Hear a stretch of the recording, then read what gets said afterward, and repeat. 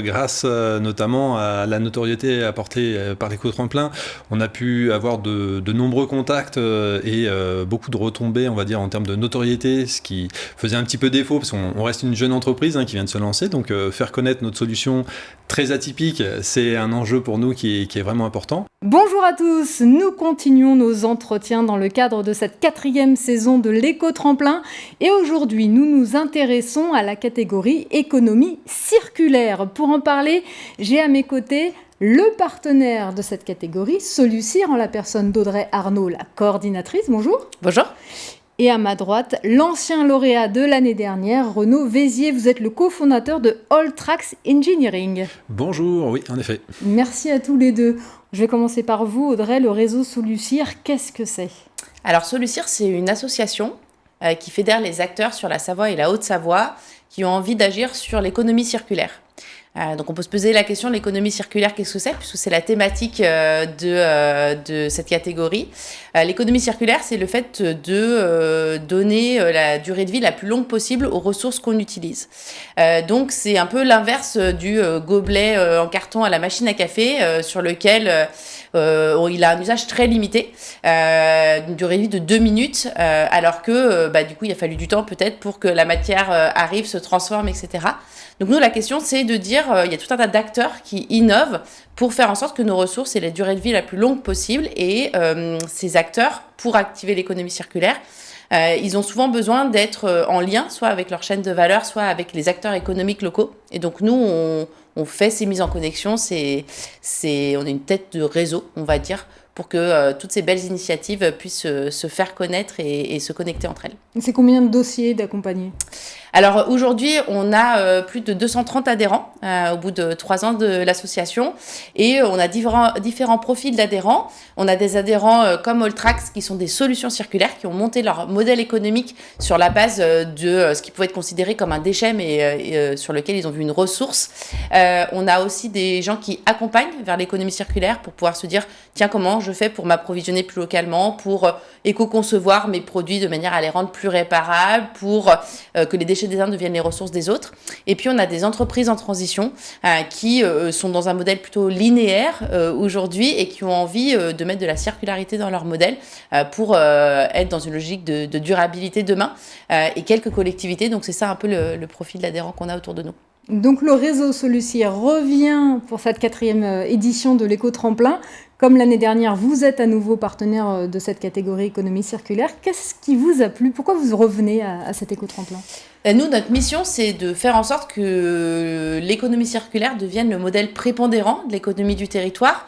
J'ai l'habitude de dire, une fois que j'ai dit ça, qu'on en est très loin et qu'il nous reste beaucoup de boulot pour ça. Donc, on est évidemment ravis de pouvoir être à vos côtés pour pouvoir donner de la visibilité à ces sujets-là, donner de la visibilité aux acteurs qui agissent au quotidien et faire parler, faire connaître le fait qu'on peut faire différemment que simplement transformer et jeter ses déchets en fin de vie, qu'il y a plein d'innovations pour pouvoir mieux gérer nos ressources de notre planète et plus globalement à l'échelle locale sur le 73-74.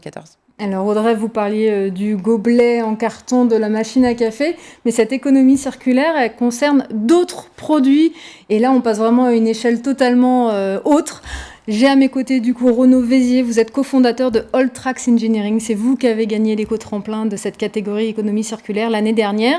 Pour ceux qui ne connaîtraient pas, qu'est-ce que Alltrax ? Eh bien, déjà, ils auraient tort de ne pas connaître l'éco-tremplin. Donc, si jamais ils veulent s'y intéresser, ils sauront que donc, Alltrax, c'est une société qui reconditionne des engins de dameuse, des engins de damage, pardon.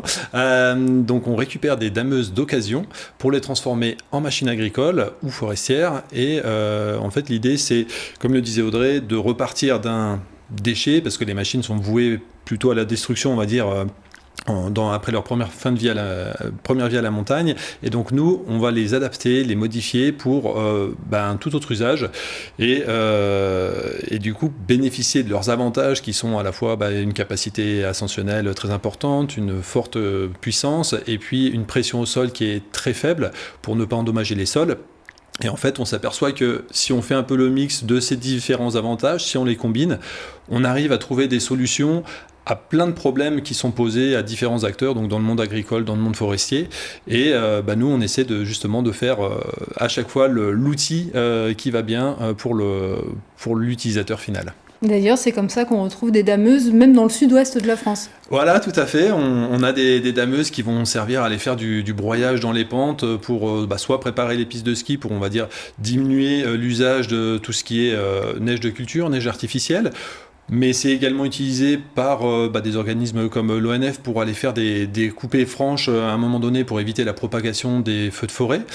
Ça peut être aussi utilisé pour la méthanisation, pour pousser de la matière végétale de la manière la plus rapide, la plus simple possible et la plus sûre aussi possible. Et puis après, pour aller dans les champs avec une faible pression au sol, là on sait qu'il ne faut pas endommager les sols parce que ça devient avec les épisodes soit sécheresse, soit inondation, on le voit bien, des vraies problématiques, la gestion des sols. Et aujourd'hui, passer avec un tracteur à pneus qui a une forte pression à un endroit donné, on sait que ça endommage de manière profonde les sols, alors qu'avec une dameuse, nous, le poids est réparti sur toute la surface de la chenille, donc on a zéro impact sur les sols.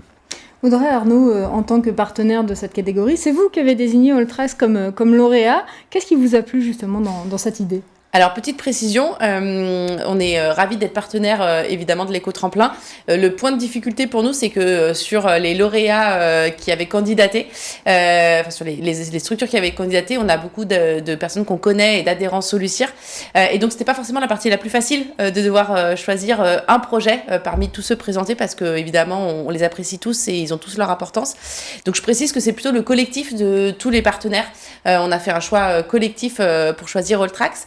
Et ce qui nous a orienté vers Alltrax, c'était le côté innovant, le fait que c'était quand même quelque chose qu'on ne projette pas, quelque chose qui est très ancré au niveau symbolique dans du coup notre économie de Savoie et Haute-Savoie, à savoir le sujet des dameuses, sur lequel forcément dans cette logique de transition, on peut un peu se dire quel est l'avenir du ski du coup dans nos stations et dans nos montagnes, et te dire tiens, un engin qui est emblématique peut-être du monde d'avant, savoir qu'il peut du coup être transformé pour être partie prenante du monde de demain. On trouvait que c'était un joli symbole. Et Renaud l'a pas dit, mais je crois que la durée de vie d'une dameuse, c'est autour de 7 ans. Voilà. Et donc, c'est quand même assez hallucinant. Là aussi, nous, on a un vrai enjeu de sensibilisation. Et quand on se dit, en fait, un engin de dameuse, c'est beaucoup de métaux qui ne sont pas évidemment disponibles en France. Donc, c'est vraiment une économie à l'échelle mondiale sur laquelle on va extraire des métaux, on va les transformer à un autre endroit, des logiques de métaux rares, sur lesquelles on sait qu'on a un vrai enjeu de pénurie, de géopolitique. Et de se dire que ces machines-là, au bout de 7 ans, elles sont au mieux recyclées, ça paraît complètement aberrant. Donc la valeur ajoutée de se dire, en fait, on garde la majorité des pièces et on change simplement sa fonctionnalité pour allonger sa durée de vie, c'est un très bel exemple de ce qu'on peut faire en économie circulaire. Arnaud, du coup, la dernière fois qu'on s'est vu, c'était il y a 1 an, quand vous avez gagné cet éco-tremplin. Depuis, comment ça va ? Ça va bien, grâce notamment à la notoriété apportée par l'éco-tremplin, on a pu avoir de nombreux contacts et beaucoup de retombées, on va dire, en termes de notoriété, ce qui faisait un petit peu défaut, parce qu'on reste une jeune entreprise qui vient de se lancer, donc faire connaître notre solution très atypique, c'est un enjeu pour nous qui est vraiment important. Et là-dessus, on peut dire que vraiment ça a permis de nous faire connaître au-delà de nos frontières locales. Et donc, aujourd'hui, on a noué vraiment beaucoup de contacts. Et notamment donc grâce à cette notoriété qui nous a été apportée, et puis grâce aussi à des événements comme le salon Solucir qui a été organisé récemment, donc fin mai à Chambéry, et qui lui aussi a contribué énormément à faire connaître et à déployer notre solution. Donc on va dire que c'est toujours en phase de croissance, et voilà, ça se passe plutôt très bien. Au-delà justement de cette visibilité, de cette notoriété, est-ce que les échanges différents entre les partenaires et les autres candidats, ça vous a permis de faire germer d'autres petites graines ? Je pose la question à vous deux. Je vais répondre en premier, désolé Audrey. Je dirais que oui, complètement. Un des premiers avantages qu'il y a eu à cet événement, ça a été de rencontrer déjà aussi les autres adhérents, parce qu'il y avait beaucoup d'adhérents Solucir donc, dans l'éco-tremplin. et de partager justement sur les solutions, alors dans des domaines bien souvent très très différents, hein, je pense que ce soit Laurent Gallo, que ce soit Camille Ezer, ils sont sur des domaines plutôt liés au textile, plutôt liés au réusage, au réemploi, mais dans la conception, dans le fonctionnement et dans les logiques, et finalement il y a tellement de points communs que ça permet d'échanger vraiment sur les problématiques des uns des autres, de s'aider, de s'entraider, de s'ouvrir des portes aussi sur d'autres domaines. Et c'est vraiment une logique de réseau qui fonctionne, je trouve, extrêmement bien et qui permet de rencontrer des personnes finalement avec la même façon de penser, la même orientation et la même volonté de trouver des solutions à des problèmes complexes. Donc non, c'est extrêmement positif. Et moi, je dirais que ça nous a permis, et c'est ça qui est intéressant dans l'éco-tremplin, il y a un double bénéfice. C'est à la fois pour la communauté d'acteurs de l'économie circulaire, savoir qu'il y a cette mise en avant possible à travers l'éco-tremplin. Donc voilà, le fait que nous, on puisse pousser cette information. Et il y a le fait pour nous aussi d'avoir une forme de veille, puisque du coup, ça permet de découvrir nous aussi des projets. Et on est toujours évidemment très preneurs de voir toutes les innovations qu'il y a sur le territoire. Donc c'est un moment riche pour nous. Et d'ailleurs, vous revenez pour cette 4e édition. Est-ce que vous allez l'aborder différemment, cet éco-tremplin, maintenant que vous avez l'expérience, on va dire? Moi, j'ai vraiment cette curiosité, donc non, je suis plutôt assez alignée avec la manière dont on l'a abordé l'année dernière, c'est-à-dire vraiment le diffuser largement au sein de l'écosystème qu'on connaît, et puis vraiment pouvoir capitaliser, faire connaissance avec tous ceux qu'on ne connaît pas, pour comprendre leurs enjeux, que ce soit lié à la circularité ou pas. Dans tous les cas, le thème, c'est la transition, et il y a toujours des connexions à faire. Donc voilà, vraiment curiosité et envie pour cette 4e édition. Vous allez encore une fois devoir faire un choix, parfois cornélien. Est-ce que cette fois, il y a des éléments auxquels vous allez être particulièrement sensible? Nous, ce qui nous intéresse particulièrement, c'est vraiment la notion d'impact. C'est de se dire, dans l'économie circulaire, il y a une forme de hiérarchisation. On parle souvent des 5 R. Le premier R, c'est réduire. Comment on fait pour ne pas... le meilleur déchet, c'est celui qu'on ne produit pas. Ensuite, il y a tout ce qui est lié au réemploi, donc réutiliser pour le même usage le produit. Puis ensuite, la réparation et vient enfin le recyclage. Et donc, peut-être, nous, on a toujours un peu ce filtre de lecture quand les projets arrivent, de se dire quel est son impact. Est-ce qu'il a la capacité de passer à l'échelle? Parce que c'est un vrai enjeu dans l'économie circulaire. Aujourd'hui, on a plein de belles solutions et heureusement qu'elles sont là. Il faut toujours commencer par là. Mais il y a un vrai enjeu de passage à l'échelle. Donc, quel est ce potentiel-là?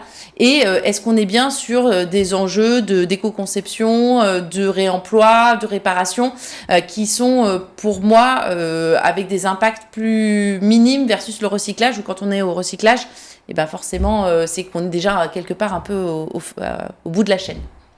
Renaud, maintenant vous avez moins la pression, c'est bon, vous avez gagné l'éco-tremplin l'année dernière. Est-ce que vous avez un conseil pour ceux qui souhaiteraient déposer un dossier?